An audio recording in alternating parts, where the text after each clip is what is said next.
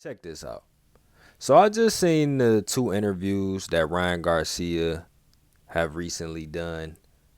I watched the one he did with Fight Hype, and I also saw him go on the Patrick Bet David podcast. My major takeaway from this, as I watched this man jewels his way through both of these interviews, was the double-mindedness. It made me understand and realize that this man is not only double-minded mentally, but he's double-minded physically, financially, spiritually.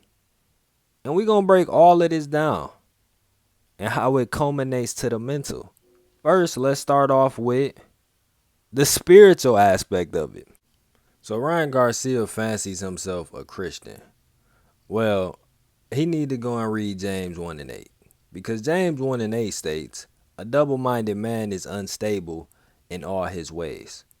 So if you a man and you fancy yourself a Christian, then why the hell are you using numerology?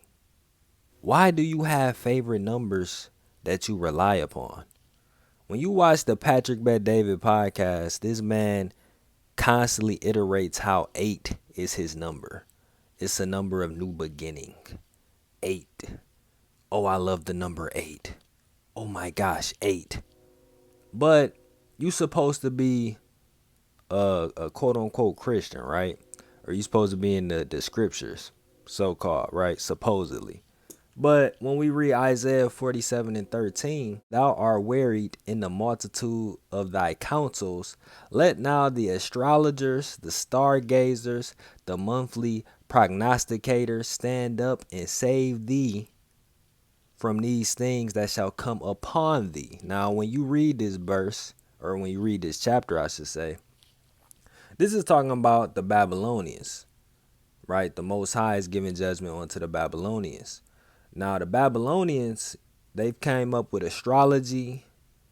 It talk about the monthly prognosticators. That's where you get all these people talking about, oh, what sign are you? Are you this sign? Are you that sign?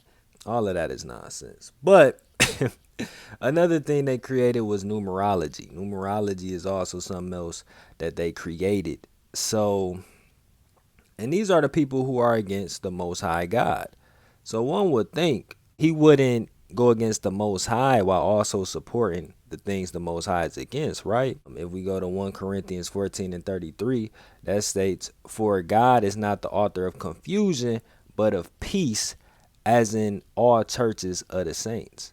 Again, this man is confused spiritually. Let me just stay here for a second, because this isn't a Bible channel, but I can't get biblical. I can't get into that. The next topic, or the next thing that he stated in both of these interviews, was that he speaks in tongues, right? He says, oh yeah, I speak in tongues. So if I'm speaking in tongues, don't worry about it. That's just God speaking through me. Fam, when you read the Bible and you translate the word tongues into the Hebrew, the word tongues is translated into language. Back in ancient times, people were not speaking. People was not doing that. All tongues is language. If we took it into today's times, right? If somebody spoke English, if somebody spoke Spanish, if somebody spoke Arabic, if they spoke Mandarin, what are they doing? They are speaking in different tongues. They are speaking in different languages. So this man is already capped the hell out of his mind. But let's move on to the next point of the double-minded. Let's move on to the physical. He said his coach, and we all know if we seen the Oscar Duarte fight, Coach Derrick James told him to stop using the Philly shell. You ain't Mayweather. Which is true, because when he went to the Philly shell in the fight, he was getting hit with some unnecessary shots. And the Philly shell is not for everybody. He is one of them. No, it's not because you Mexican, as he tried to say in the interview. No, you don't know how to use it. But he said that Floyd told him that he should continue to use the Philly shell. He's going to teach him the Philly shell, and that's what he's going to use going forward. Your coach is telling you you shouldn't be doing it. Floyd telling you should be doing it. You going to listen to Floyd. So you already having a conflict between your coach and this man that you idolize, right? We got to move on to the financial because we're going to stick with Floyd. And we're going to get to Floyd Dirty Mac in a little bit later. But let's stick with Floyd and let's go to the main man who was looking after Ryan, who is Oscar De La Hoya, his promoter. I don't know if you know, but you probably haven't noticed that there's a lot of tension between Oscar De La Hoya and Floyd Mayweather Jr. But for some reason, Ryan Garcia feels the need to have both men in his corner and listen to both men, despite the fact that both men is giving him different advice. Oscar De La Hoya wanted Ryan to fight Devin Haney. Floyd Dirty Mac'd and told Ryan to fight Rolly. Now, who is to say, because apparently the negotiations didn't fall through with Rolly, but who is to say that Oscar De La Hoya didn't sabotage the negotiations with Rolly from the jump? You're dealing with two men who are enemies. They was enemies in the ring. They enemies in business. And yet you taking advice from both of them. And mental health is important. But let's just keep it 100. Let's just keep it real. There's no wonder this man is having mental breakdowns because there is no stable foundation. There is nothing that is concrete. There's no reason why Canelo Alvarez wanted nothing to do with this man after a while. Because this dude is all over the place. So much so that the dude, Patrick Bet-David, called him out on it. Now, he called him out and he said that Ryan was talking a lot. He ain't really backing it up. Ryan tried to allege other things. Here's the thing, though. Because Patrick Bet-David tried to say it was his approach. It's not necessarily that Ryan has a bad approach. Ryan is actually good for boxing. He's a character that's good for the sport. The only issue with Ryan is that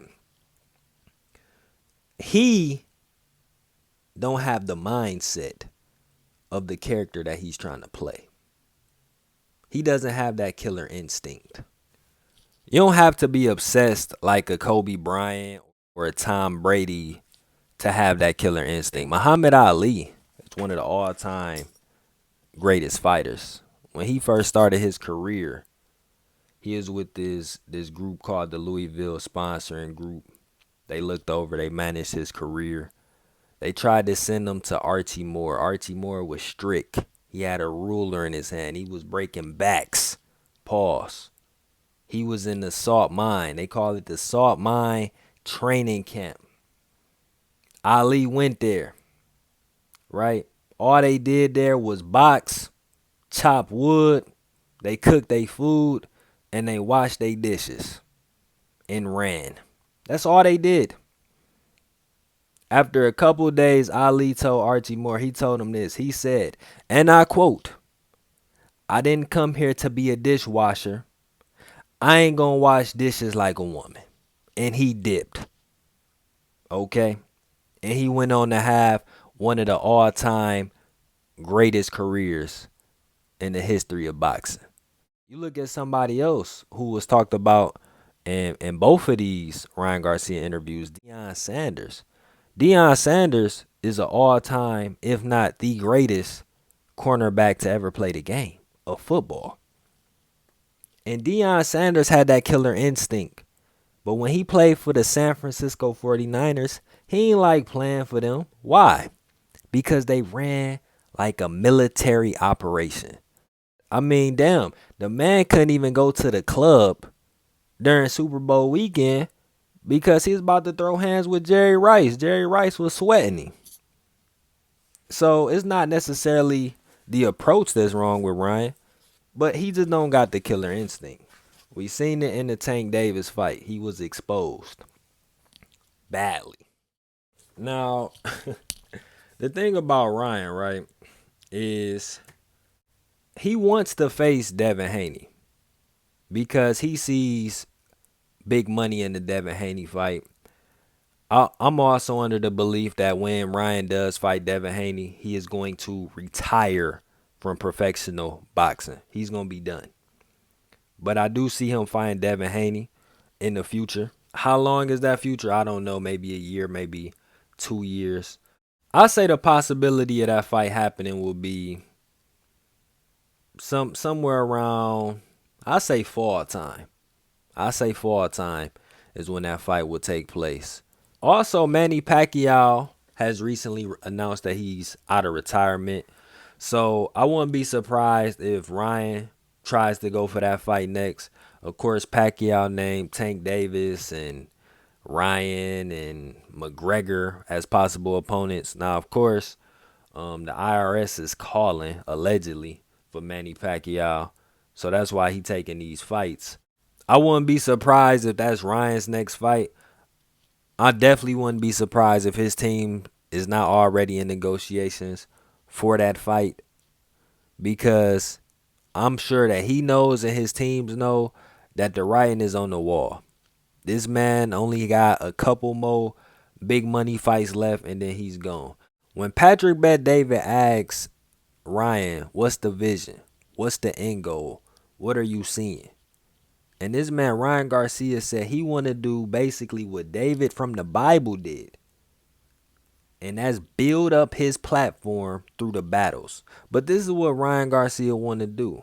He told you everything. He laid everything out. He wants to build his platform through boxing, and then he's gone. So I see this man at most probably fighting 4-5 more times, but his two big money fights will possibly be a Manny Pacquiao money fight, and then when Devin Haney gets his name value up a little bit more, he gonna go for that fight. But it's pretty obvious what this man Ryan Garcia is about, man.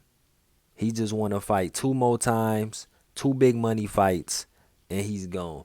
At least from my perspective, that's what I'm hearing. I mean, the man was in the car the other day talking about fighting Nayo Inoue. Come on, man. You talking about fighting Nayo Inoue? The man is 126 pounds.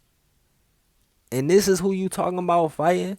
That's what Ryan is after right now. He is after high reward, lowest of the low fights. Lowest. This is a cat who is claiming that he got that dog in him. He's playing the character to a T. But the thing is, we don't believe you. You need more people. So we'll see how things transpire for Mr. Ryan Garcia. But it's one thing is pretty evident and one thing is pretty clear. This is a double-minded man. Peace.